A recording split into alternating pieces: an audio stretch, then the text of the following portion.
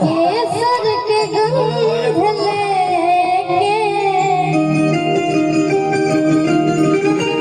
कि पुरवा चलल रहे इसकी केसर के गंध लेके पुरवा चलल रहे कि देखनी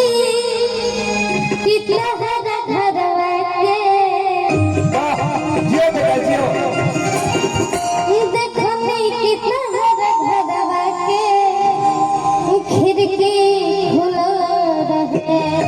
ताकि हम चाहब कि खुद दीदी रोरा आज अरोरा भी हैं इनकरो उपाय करने का म्यूजिक डायरेक्टर बहुत ही अच्छा टिंकू तूफान भैया जी बनी यहाँ के जौन गीत अच्छा है जौन म्यूजिक बनाए सब मिलियन क्रॉस करेगा बाकी हमने के जितना भी भोजपुरी समाज में हमने के कलाकार बनी जा सब के हु खाती कहल चाहो कि तहरा पके होता के तो सपने सुहावला ये सरायो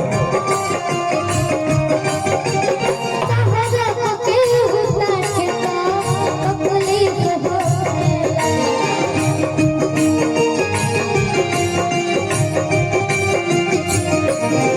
एगो भाई अपना भैया से कहा था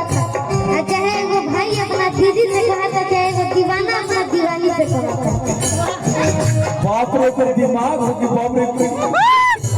बारूद भाई बने ये भैया हमरा हो जाता कि आवे वाला समय में गोलू राजा की जगह ये अरे गोलू राजा हमसे एक दिन बोला ना कि भैया रघु और एक और कोई बच्चा था कि बहुत जमाया था आपके जाने के बाद हम इतना बढ़िया तुम्हारा फॉर्म नहीं देखे थे बाप रे बाप ये तो भौंक पाती है भाई इसको ठोक दो लेकर के काली लड़का के आगे भाग बोले यार से हां का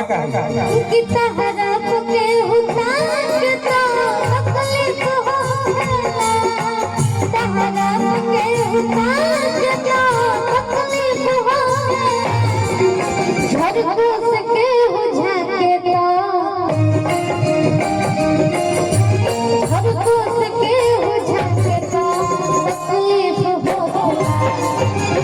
तहरा पके होता के तो अपने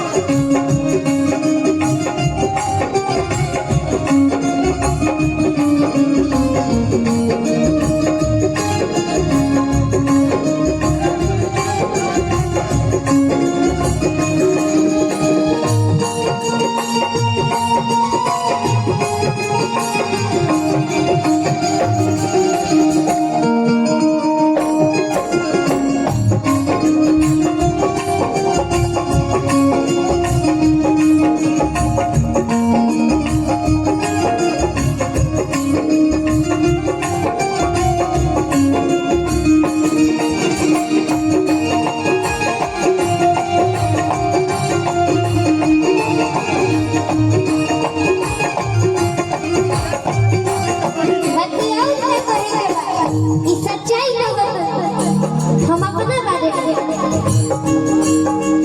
जब से बेसी कहा जाए जाने वाले हो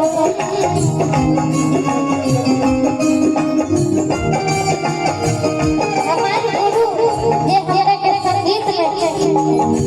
हमारे अंगुली धोके चलैले बानी हमारे गुरु अंजन बाबा जी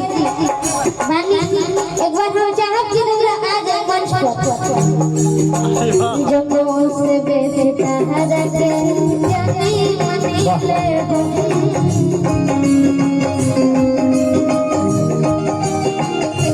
कि जब से बेसी कहा के अरे बोला रहा जाने वाले हो जब से बेसी कहा जाए जाने वाले हो बाकी जब गली में मिले आई अपनों को के हुआ के तो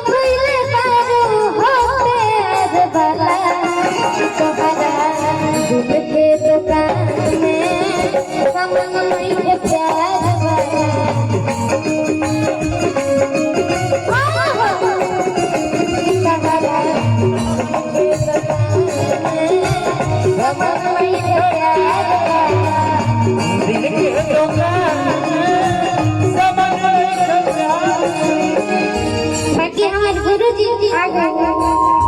ये आज